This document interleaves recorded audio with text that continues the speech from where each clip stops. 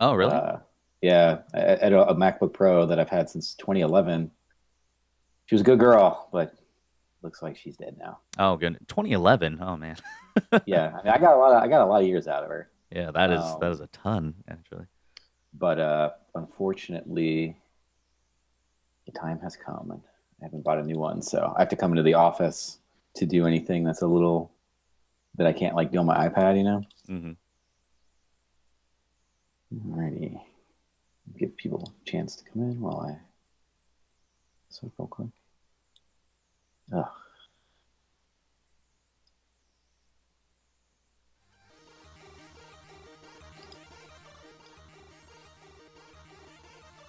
How's the weather over there? Cold. It was snowing the last couple of days, so Seriously? yeah, we get snow in September. It's great. No. I mean, this is yesterday and today is the first day it like hasn't been close to 90 here, Mm. which is not normal at all, but it is what it is. Oops.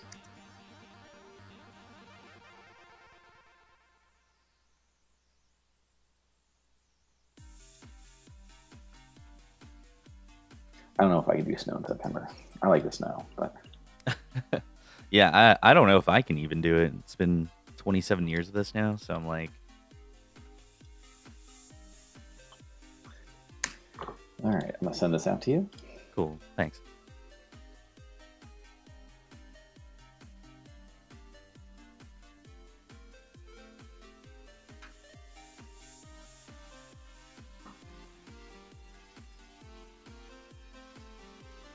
Oh, I see the emotes are already starting. Great, guys. Thanks. Thanks. I see you guys, by the way. uh, okay, respond to this. Throw this to you in an email, and then we'll go and pretend like we know what we're doing. Perfect. All right. That's what I've been doing for the past 6 years, so it's There you no go. different. Okay, so let me check. All right, we got a bunch of people here. Sweet. All right, you want to do this thing? Yeah, if you give me just 1 second, I just want to put this in real quick.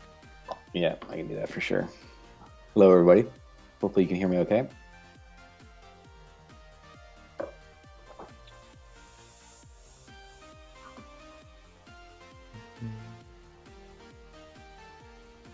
Oh, they can't hear you? Interesting.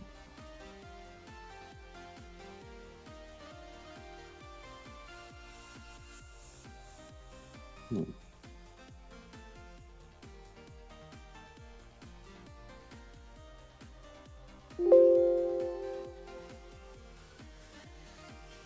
So let me see if I can remedy that.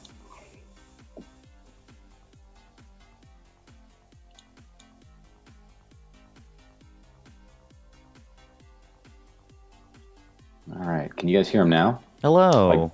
Hi. How's it going? Things and stuff.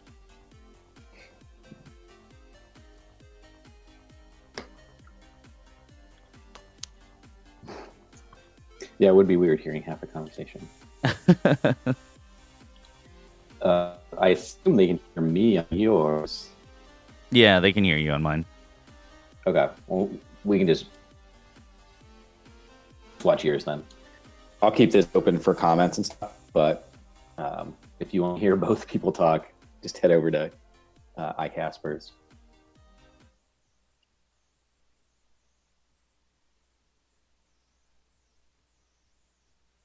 I'll open yours up as well, just so I can see.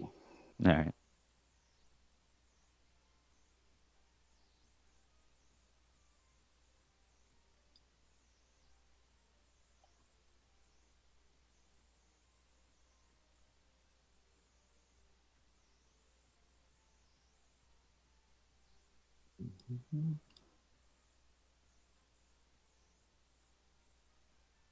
All righty, ready to rock and roll? Yeah, I'm good. I'm good. Sweet. So, welcome everybody, and thank you, Danny, for coming in on Sunday, doing a little talk for us. Um, No worries. I know we've only got a week until GDEX. So first off, I want to say thank you for coming to GDEX. I'm super excited to have you. I know that we're gonna have a lot of really good conversations there. But why don't we take a few seconds and why don't you just tell me about yourself and what you like to do and sort of how you got into streaming and whatnot. Sure. So, my name is Daniel. If anyone doesn't know my real name, there you go. I've been a content creator for like almost a decade now. I started on YouTube way back when in about 2007, just making silly videos here and there, parody videos. A lot of people have never seen those parody videos, and if you search for them hard enough, you'll find them and embarrass me for the rest of my life. But yeah, I made content while I was in high school, actually. I was 17 or 18 at the time. So I was just graduating high school, was looking for an outlet to get rid of my teenage angst. And I found my way onto YouTube, just making vlogs, talking about my life, um, and just having fun with that. Fast forward a couple years where YouTube was just, it was really time consuming doing all the video editing and doing the production that I really wanted to do. Hmm. I would find myself editing videos for weeks and weeks at a time. Um, and it became too much. So I decided to venture off into a different direction. I found out about Twitch when it relaunched in 2011, 2012, and they were focused on video games. And I thought to myself, hey, I could totally do this. I could be the next esports superstar. Because it wouldn't take any effort whatsoever. I'm already naturally good at video games. So I targeted StarCraft 2 as the first game that I Oh, wanted nice. to become super pro in. Uh, that didn't work out too well. Like 2 months into it, I figured out that it was actually a lot more work than I ever thought possible. Yeah, So that's a tough game to jump into. yeah, I chose a very hard game to start with. So it was it was not a good time. So I kind of gave up that dream pretty quickly, but I also really recently, at that time, found out about broadcasters that weren't necessarily good at games. They were more so personalities, people that could relate to you, chat with you, interact with you. And it was because of that that I decided to maybe give my hand or give it a try to be an entertainer myself. So I'm still kind of good at video games here and there. But that's kind of how I got into the world of Twitch. And 6 years later, I'm still finding success. You're kind of still good at video games. I'm kind of still good at video games. There's times where I struggle, but I'm also curious, what's this angsty high schooler? What's the angsty Daniel? I don't know, man. It was like I was definitely that kid that had like really dark black hair and just long and tried to spike it up whenever I could. And like I remember I used to have Liberty spikes at one point in my life for all of 2 months. Um, Nice. n- there's no pictures of that whatsoever. No, there's one picture of that on the internet, and I hope no one ever finds that one. But I actually had hair probably, yeah, off camera, yeah, like way off camera. It was a sight. It was definitely not the Casper that people know today, for sure. That's awesome. Well, everybody, we change, right? We have our moments. Yeah, I mean, it is what it is. But So you're going to be joining us next weekend in Columbus, Ohio. yep. So we will not have snow. Oh, thank Well, goodness. I will assume we will not have snow. This is Columbus. It Yeah. can bounce around, but um, what are you going to be talking about while you're here? You're going to be involved in a couple things. You want to Yeah, sure. So on give a little preview? yeah, so the convention is the 28th, 29th, 30th. 28th is Dev Day. And on the 30th, so the Sunday, I'll be doing two talks, one at 11 a.m. and one at 4 p.m., I believe. The 11 a.m. talk is going to be about games casting, so it's going to be about live streaming on my end as well as esports casting and commentary from who was it, Seven, who's going to be joining me for that, I believe. Yep. Um, Yeah. Seven, and I believe Jess Brohard will be joining you as well. oh, Who, Jess is going. Okay. yeah, Cool. so she does some Call of Duty stuff, and we've done a pre-interview with her as well that we'll have up on our YouTube here Oh, really probably cool. tomorrow. Very cool. Yeah, so we'll be talking about, everything games casting from, doing commentary to esports to live streaming like myself, and just kind of covering the entire gambit of what we do, how we got into it, and how folks can, get their foot in the door and get involved with, live streaming and being a part of the video game industry. The second talk, I believe I'm going to be moderating a talk on charity. So charity fundraising and charity involvement and charity communities and how to build that both on Twitch, YouTube, Mixer, any of those platforms. And really just the importance of charity work and how much good we've done over the years. This year has been a breakout year, as always, for so many different organizations. I know that St. Jude Play Live broke $1 million. They broke $2 million actually pretty recently, I believe. And Nice. then things like Guardian Con, last year they raised like 1.5 million. This year they raised 2.7 million.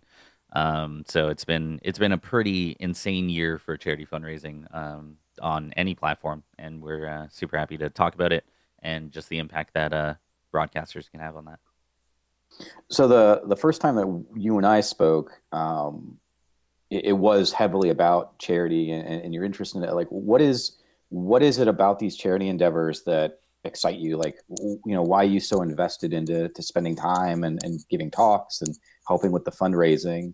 What is it about that draws you? Well, it really was my first motivation or my secondary motivation when coming into live streaming. When I started on YouTube, it was really just about getting rid of my teenage angst and whatnot. But when I came to Twitch 6 years ago, we were looking to become the next esports superstar. But I also just wanted to make a difference. In the first couple months, the way that I found out about these personality streamers and broadcasters was through Man versus Game, and at the time, he was doing a breast cancer research foundation fundraiser alongside Ezekiel the Third, and it's the iconic BC Warrior emote with the pink hair that a lot of people post in chat.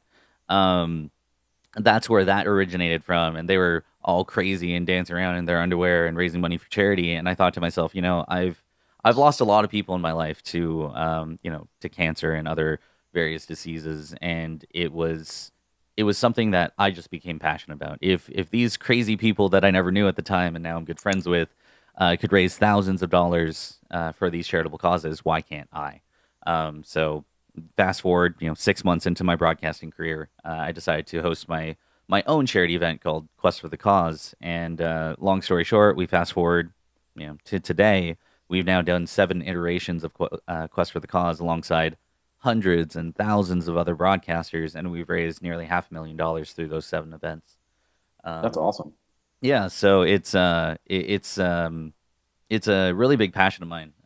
Just knowing that we can make a difference, and knowing that I started out as that absolute nobody, and to be able to raise $50,000 this year, $100,000 last year, it's a really big deal to me. That's really awesome. From our perspective at GDEX, since year one, so this is year six for those who may not be aware, but since year one, we've always had charity partners. And so we give a portion of our ticket sales to our charity partners. And we also have, well, this year it's Global Game Jam, Extra Life, and Able Gamers. Right. And then we also have a charity raffle at the show. Oh, We cool. get pretty rad stuff. So we get signed steel books and one of a kind items. And one of the things that I'm excited about that I will say to everybody, because it looks like it's going to happen, but we're running tight. We're running tight on the time. But Max Nomic, which is a gamer chair, Yep. they're actually located here in Columbus. Oh, really? Oh, that's And cool. so, yeah, I didn't even know that until a little while ago. Um, and I started talking with them, and they are going to create a couple GDEX branded chairs that will be in the raffle that you can put in for, which I think is really, really cool. So last year we helped with between GDEX and a couple of our other events. I think just Extra Life alone, we raised about 54,000 last year. Oh, awesome. That's really awesome. So yeah, we felt pretty good about 1,000 almost. So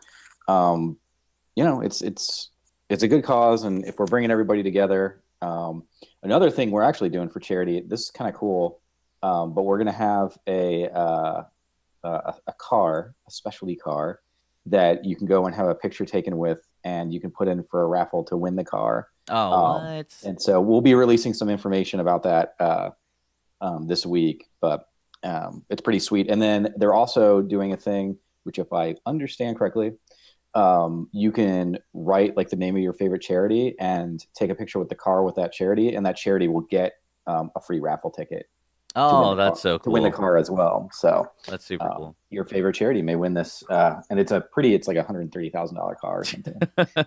It's pretty awesome. So That is super cool. um, sweet. Well, I don't want to take up too much of your time, but I'm enjoying talking to you. Are there any things at GDEX that you're looking forward to just personally being a part of or going to, or did we lose you? Sorry, my microphone likes to break from time to time. No worries. But geez, this will be my first time going to Columbus, so I'm actually really excited just to check out the area. Okay. I love checking out smaller conventions and just really seeing the culture from all over the world. I mean, I know it's Columbus, Ohio culture, right? But it is a very different feel. I know that I was in Tulsa last year for their expo, and I Is did a that couple of them. XPO? Yeah, that was XPO now Tulsa Pop Culture Expo. Oh, Um, cool. and that one was a lot of fun, and it was a lot more intimate. So I'm really excited to see just kind of the atmosphere for GDEX and just how invested the attendees are because there were some crazy people in Tulsa. I'm not gonna lie, they were super amped up, super excited for the convention. So I always feel like I find the gems at these smaller conventions, and I can't wait to see it. Can't wait to see all the charity endeavors you guys do as well, because that's something that even bigger conventions like PAX, for example, they don't really do a whole lot of charity work with their convention in itself. So I'd love to see kind of that. Meeting the fans, of course. I do know that a lot of people are actually heading out to Columbus for that weekend, just to say Awesome. hi. So that'll be really cool. And then, of course, there's you guys have a dance party one of the nights. I mean, I'm not For much of a sure. dancer, but I want to see how Columbus, Ohio parties. So that is definitely what Well, I'm up for. hopefully we will not disappoint. Oh, I'm sure you won't.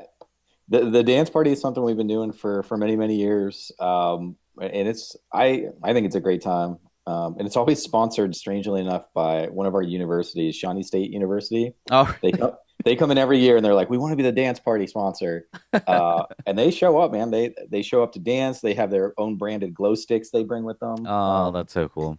It's a good time. So um, well, I don't know if there's any, I've been scanning through any questions from the audience or anything. But from my end, again, I'm super glad you're coming. I'm excited to have you. And I think it's going to be, I think it's going to be a great weekend. Weather's looking good. Everything seems like it's in place. So Yeah, and you guys have been going on for 6 years, so like that's a huge accomplishment in and of itself. So you got to be doing something right for sure. yeah, I mean, we feel good about it. It started out as just a community thing. It was like, our meetup group, which I think was like, I don't know, 300 members or something at the time. We're just sitting around like, we should do something where, originally Columbus developers could showcase what they were working on. And then as we were planning the first year, it kind of got bigger and became Ohio developers. And I just wanted to have some sort of event. And if we could get, I would say like 50 or 100 people to come to it besides us in the first year, like I'd consider that a win. Hmm. But our first year, we had over 750 people from 8 states come. Oh goodness. And then we just kind of keep getting bigger and bigger. We're not event planners. That's not what we do. We're software developers. We make video games and apps and stuff. But it's just become something that keeps growing, and people seem to really enjoy it and gravitate to it. So I'm proud that it's there. No, that's super awesome. Again, it's always awesome to see just ideas flourish because anything that benefits the gaming industry benefits me. So Awesome. Well, thank you again for doing this interview on a Sunday. of course. Again, this is for GDEX. You can find more information at thegdex.com. I am Chris Volpe. You can find me at Volpe Creates, and we have Daniel at iKasperr with 2 R's. Um, Again, it's awesome. I will see you in like 6 days here. So Yeah, even sooner than that, I think. yeah. Oh Um, goodness. so anyway, if you need anything from me, don't hesitate to ask. But Of course. I'll see you shortly. Yeah, for sure. Thanks for having me, and I will see you guys in Columbus, Ohio, September 29th to 30th. Awesome. See you all. Thank you.